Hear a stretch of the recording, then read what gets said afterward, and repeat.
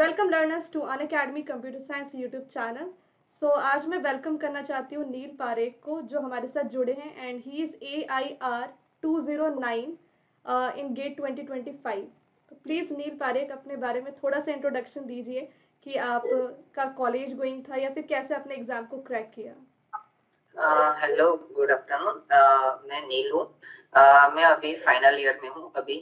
तो मैंने एक्चुअली में थर्ड सेमेस्टर से मैंने स्टार्ट की थी अपनी प्रिपरेशन। तो उस वक्त मैं लेक्चर्स और ये सब देखता रहा था, और बीच बीच में मेरी कॉलेज भी थी तो ये भी चल रहा था। तो ये सब एक साथ साथ करके मैंने 2024 का भी अटेम्प्ट दिया था। उस वक्त मैंने इतना ज्यादा अच्छे से मैं प्रिपरेशन मेरी हो नहीं पाई थी, मतलब टेस्ट सीरीज नहीं लगा पाया था, और ये सब ऐसे थोड़े इतने ज्यादा PYQs नहीं लगा पाया था।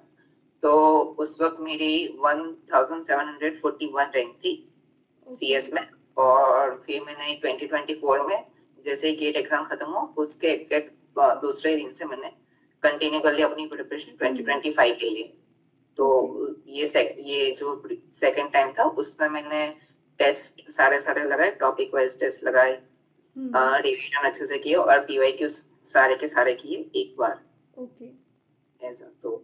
और इस वक्त मेरी रैंक आई है 209 रैंक, और सेट में मेरी मार्क्स थे 65.67। ओके, तो थर्ड ईयर में जो मतलब कि आपका CSIT बैकग्राउंड था, राइट? यस। और जैसे थर्ड ईयर में आपने एग्जाम की जब प्रिपरेशन की थी तो आपने पूरा सिलेबस कवर करके दिया था? थर्ड ईयर में मैंने जब प्रिपरेशन एग्जाम दिया था तब मेरा CN नहीं हुआ था, CN मेरा बाकी था। तो इस ईयर मैंने CN बहुत अच्छे से पढ़ा है। ओके, ठीक है। तो मतलब कि सिर्फ कंप्यूटर नेटवर्क आपने छोड़ा था और बाकी सारे सब्जेक्ट्स आपने कंप्लीट किए थे थर्ड ईयर में जो गेट एग्जाम दिया था आपने? हुई थी और बस PYQs बाकी थे। अच्छा, तो इस बार आपने मतलब कि एक्स्ट्रा एफर्ट्स में PYQ कवर किया है, कंप्यूटर नेटवर्क कवर किया है, topic wise and subject wise mock test दिए, राइट? यस, और मैंने एक्चुअली में वैसे बाकी सारे सब्जेक्ट्स भी कंप्लीट थे, लेकिन फिर भी मैंने जुलाई तक मैंने कुछ सब्जेक्ट्स ऐसे थे जो मुझे ऐसे लगे कि इतने अच्छे हैं नहीं मेरे, तो बेसिक्स फंडामेंटल इतने अच्छे थे नहीं, तो मैंने वो सब्जेक्ट्स वापस से किए, जैसे कि मैथ्स था, DBMS था, फिर TOC था, फिर कंपाइलर था, ऐसे कुछ सब्जेक्ट, और ये से था, ऐसे कुछ सब्जेक्ट्स मैंने वापस से एक बार बहुत अच्छे से इन डेप्थ स्टडी किए थे, ऐसा था। और फिर मैंने जुलाई से टॉपिक वाइज टेस्ट देने स्टार्ट किए थे। और वो टॉपिक वाइज टेस्ट चले थे दिसंबर के मिड तक। फिर दिसंबर 21 से मैंने फुल लेंथ मॉक देना स्टार्ट किए थे। अराउंड दिसंबर 21 से मैं अराउंड डेली मॉक दे रहा था। अराउंड 33 मॉक्स मैंने दिए थे टिल द एंड ऑफ 1 फरवरी। तो आपके फुल लेंथ मॉक्स में कितने मार्क्स बनते थे? इनिशियली जब मुझे आज भी याद है, मेरा फर्स्ट टेस्ट मैंने दिया था 21 दिसंबर को, उसमें मेरे आए थे 48 मार्क्स।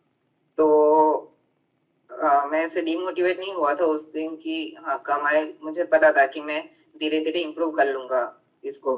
तो ऐसा धीरे धीरे इम्प्रूवमेंट हुआ, फिर 48 से कुछ बड़े 55 तक गए, फिर कुछ दिनों में 60 तक टच हो गए, फिर कुछ दिन तक वो रहेगा 64 या 65 के आसपास वो सेट हो गया। तब मुझे लगा कि यार ये इम्प्रूवमेंट हो नहीं रहा है, तो मैंने ना अपनी स्ट्रेटेजी चेंज कर दी कि अब मैं 2 मार्क्स के पहले करो, 1 मार्क्स के पहले करो, FT पहले करो, FT बीच में करो, ऐसे सब मैंने वेरिएशंस मार्क में ट्राई करना स्टार्ट किया। तो उसके बाद फिर मार्क्स मेरे बढ़ने लगे, तो वो वाली स्ट्रेटेजी से मैंने कंटिन्यू किया, और गेट एग्जाम भी मैंने वही स्ट्रेटेजी से दिया था। वो स्ट्रेटेजी में मेरे एवरेज आ रहे थे 74 मार्क्स। अच्छा, एक बार थोड़ा सा आप फिर से इलैबोरेट कर दें, क्या स्ट्रेटेजी थी जिससे आपके इम्प्रूव हुए?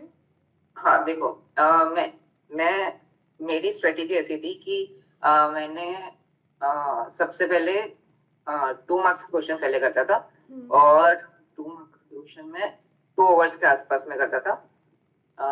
1 आवर 50 मिनट्स, हाँ 1 आवर 50 मिनट्स के आसपास में मैं इतने करता था। उसके बाद मैं नहीं, सॉरी वेट, कोई बात नहीं। मैं पहले एप्टीट्यूड करता था। हाँ, मैं पहले एप्टीट्यूड करता था 20 मिनट्स में मैं ओके। ट्राई करता था कि मैं पहले एप्टीट्यूड कर लूँ, उसके बाद का 1 आवर एंड 50 मिनट्स में ट्राई करता था कि मैं 2 मार्क्स के सारे कर लूँ। अच्छा। उसके बाद मैं ट्राई करता था कि जो बाकी के 1 मार्क है वो 50 मिनट्स के अराउंड में हो जाते थे, ऐसा था। तो अच्छा। मैंने ऐसी स्ट्रेटेजी रखी थी कि 1 आवर, बाकी के 50 मिनट्स में बाकी के 1 मार्क के सारे 25 क्वेश्चंस करना, ऐसा। ओके तो ओके। मतलब मैंने एक्चुअली में ये भी ट्राई किया था, मतलब बाकी के सारे परम्यूटेशंस ट्राई किए थे कि कैसे कैसे करना है। तो मुझे हम्म। ये स्ट्रेटेजी कंफर्टेबल लगी तो मैं इसी से कर रहा था। वो, अच्छा। हाँ, ऐसा। ठीक है। तो मतलब कि टॉपिक बेस्ड मॉक टेस्ट, जैसे कि आपने बोला कि टॉपिक बेस्ड में काफी टाइम लगाया आपने, तो आपने सारे टॉपिक पे मॉक टेस्ट दिए थे? यस, मैंने सारे टॉपिक पे मॉक टेस्ट दिए थे। अच्छा। तो उसमें जो मॉक टेस्ट आपने दिया टॉपिक वाइज, उसको एनालाइज आप कैसे करते थे, थोड़ा ये भी बताइए। Generally topic wise test 45 minutes का होता है। तो हाँ। मैं एक्चुअली में हर एक ऐसे टॉपिक वाइज टेस्ट देता था कि एक टॉपिक मैंने पढ़ लिया, तो ओके। अब वो टॉपिक की जो मैंने सारे क्यूज कर ली, अब वो उसके बाद में वो टॉपिक वाइज टेस्ट देता था। अब वो टॉपिक वाइज टेस्ट 45 मिनट्स का होता है, तो वो दे दिया। उसके बाद शायद से शाम को फिर अब मैं उसका एनालिसिस करता था। एनालिसिस में जो मेरे गलत होते हैं, तो वो लिंक्स होती है वहां पे, तो वो हम्म। लिंक्स को मतलब जो क्वेश्चन की लिंक्स होती है, तो क्वेश्चन को मैं एनालिसिस करता था कि हम्म। मेरे कॉन्सेप्चुअल में क्या गलती है कि नहीं है, और अपने नोट्स को मैं उसको वापस से नोट डाउन करता था कि हाँ, ये वाला पॉइंट मेरा गलत है, या फिर ऐसा कुछ है, या फिर मैं कहीं और उसको रेफर करता था कोई यूनिवर्सिटी की स्लाइड्स पे। और ओके। जनरली मैं बुक्स से भी रेफर करता था बहुत सारी चीजें। हम्म। ऑलरेडी मेरे पास बुक्स है, तो मैं कंटिन्यूसली कोई टॉपिक में मुझे ऐसा लग रहा है कि ये वीक पार्ट है, तो मैं हाँ। उसको बुक से रेफर करता हूँ। जैसे कि मेरा वीक है एल्गोरिथम्स में हम्म। ग्रेडी एंड डीपी, ये दोनों वीक टॉपिक है मेरे। ओके। तो उसको मैं कंटिन्यूसली गवर्नमेंट बुक से रेफर करता रहता था कि इसको मैं स्ट्रॉन्ग कैसे करूं, ऐसा। और वो ऐसा मेरा मेमोरी मैनेजमेंट थोड़ा वीक रहता था, तो मैं उसको भी कंटिन्यूसली डेल्विन से रेफर करता रहता था कि इसको कैसे किया जाए अच्छे से, ऐसा। अच्छा। तो यही है कि कोई टॉपिक अगर वीक लग रहा है तो उसको आप एक बार वापस से रिवाइज करते रहो, हम्म। या फिर बुक से करो, या फिर कोई अच्छे रिसोर्सेज से उसको बिल्कुल। करते रहो, तो वो हो जाएगा अच्छा, ऐसा। अच्छा, रिवीजन से याद आया कि आप जैसे कि कोई भी टॉपिक अगर एक बच्चा आज पढ़ता है, तो उसको वो टिल द गेट एग्जाम तक कैसे याद रखेगा? देखो, मैं सच बताऊं, मैंने ना शायद से बहुत ज्यादा मैं रिवीजन पे फोकस नहीं करता था, क्योंकि ओके। मेरे में थोड़ा ऐसा इनबिल्ट है कि मुझे थोड़ा याद रह जाता है। तो हम्म। मुझे इतना ज्यादा रिवीजन की जरूरत पड़ी नहीं थी। लेकिन अगर आइडियली किसी को अगर कुछ सजेशन चाहिए, तो मैं तो हाँ ऐसा हाँ। कहूंगा कि हर 2 हफ्ते में तुमने जो पढ़ा है वो हम्म। कंटिन्यूसली रिवाइज करते रहो, ऐसा। वरना ओके। तुम जनरली लोग भूल जाते हैं, जिन जिन लोगों से मैंने हाँ बात हाँ। की, जनरली लोग भूल जाते हैं। लेकिन मेरे लिए ये प्लस पॉइंट था कि मैं नहीं भूला, तो इसलिए वो चल गया, ऐसा। अच्छा, मतलब कि आपने रिवीजन पे उतना फोकस नहीं किया है। यस, क्योंकि मैं कंटिन्यूअसली क्लास मतलब जब मैं लेक्चर से देख रहा था, तब भी मैं अच्छा। नोट्स बहुत अच्छे से बनाता था, और उसी वक्त में टॉपिक वाइज टेस्ट भी देता था, तो चीजें ना अपने आप दिमाग में सेट हो जाती थी। तो ओके ओके। खुद से मैं कोई क्वेश्चन आ जाता है, तो मैं खुद से उसको कुछ लॉजिकली कुछ सोच लेता हूँ। तो इसलिए इतनी ज्यादा जरूरत पड़ी नहीं, एंडिंग एंडिंग में मैंने कर लिया अच्छे से, ऐसा। और मतलब आपने प्रॉपर नोट्स बनाए थे? फुल नोट्स बहुत अच्छे से बनाए थे। तो एक सब्जेक्ट में आपको कितना टाइम लगा होगा प्रॉपर नोट्स बनाने में?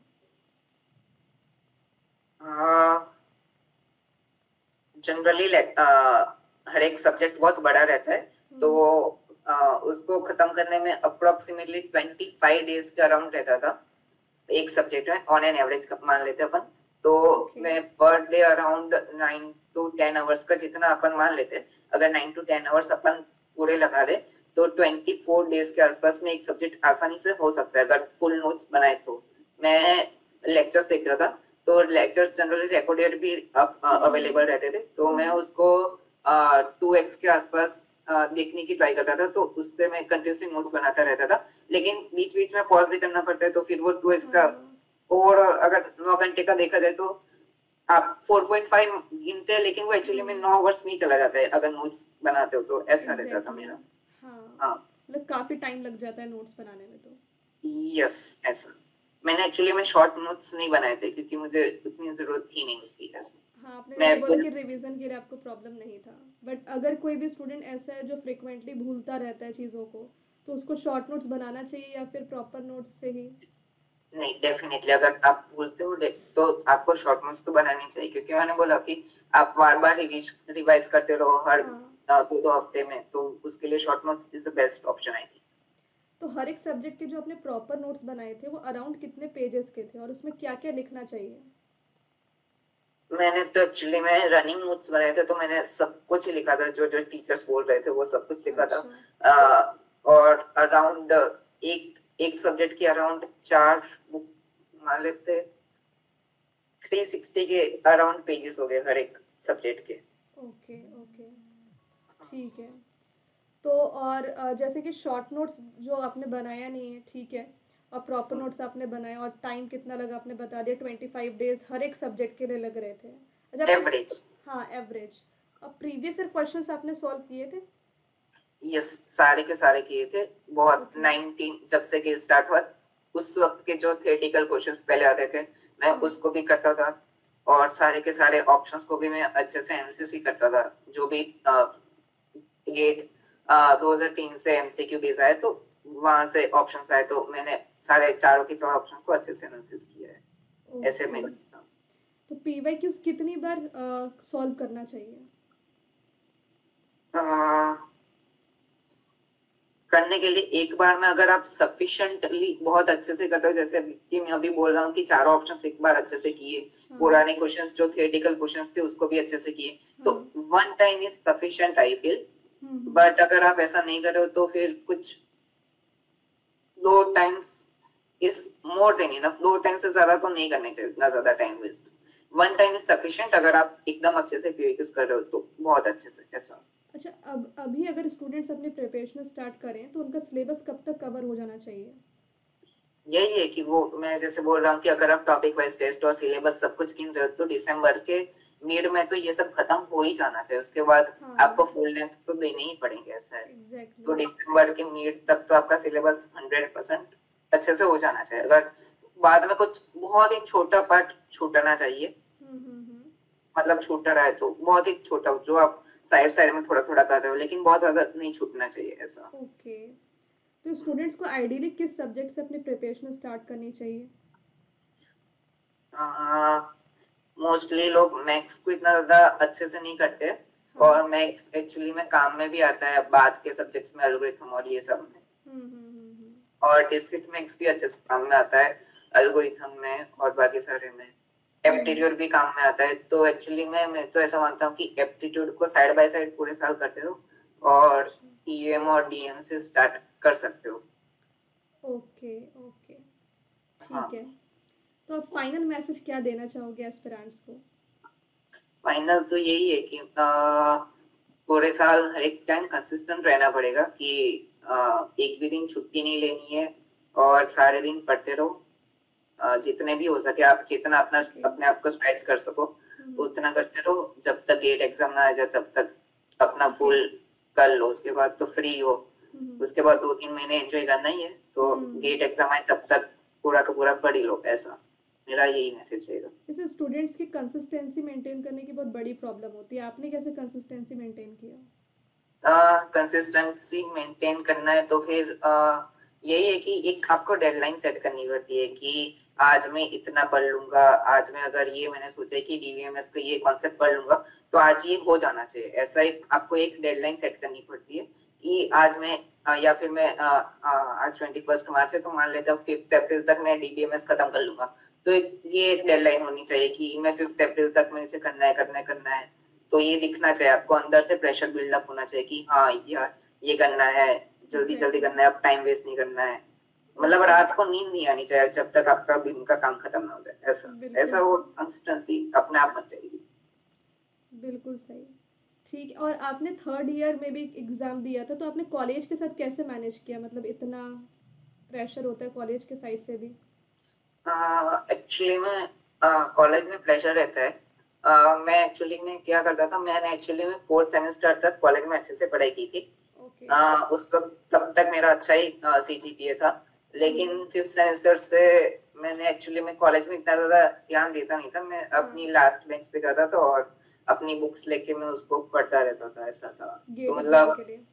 और ऐसा रहता था कि हम्म। मतलब मुझे थोड़ा फंडामेंटल्स आते थे, तो कॉलेज के एग्जाम्स में एक दो दिन पहले अगर मैं पढ़ लेता था तो ओके। मेरे मार्क्स आ जाते थे, और दोस्त भी थे तो वो भी हेल्प कर देते थे, ऐसा। हम्म। तो मतलब ऐसा थोड़ा आप कर सकते हो। हम्म। अटेंडेंस का इश्यू नहीं था हमारे कॉलेज में, अच्छे ही टीचर्स थे कि वो हेल्प कर दे थोड़ी थोड़ी, ऐसा अच्छा, था। तो मतलब कि आप में ऐसा नहीं था कि अटेंडेंस 75% होना ही चाहिए? ऐसा है मैंडेटरी काइंड ऑफ, लेकिन वो थोड़ा ऊपर नीचे चल जाता है, ऐसा है।